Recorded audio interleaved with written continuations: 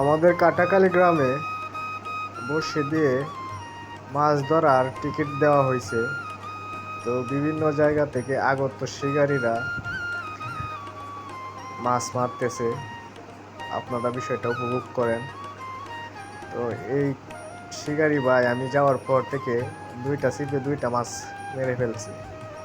মাছের সাইজ অনেক ভালো। ভিডিওটা দেখতে থাকেন।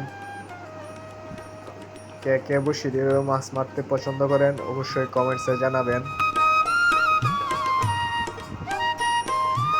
এটা মূলত গ্রামের একটা ঐতিহ্য। আর যারা এখানে শিকারি আছে তারা এটা শখ করে বসে দিয়ে মাছ মারে।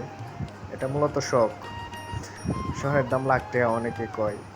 এখানে যে টাকা দিয়ে টিকিট রাখা হয় আমার মনে হয় না যে এই টাকার মাছ মারতে পারে তারা।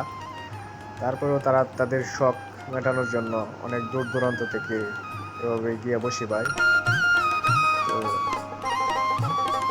ভিডিওটি ভালো লাগলে অবশ্যই লাইক কমেন্ট শেয়ার করবেন। ধন্যবাদ।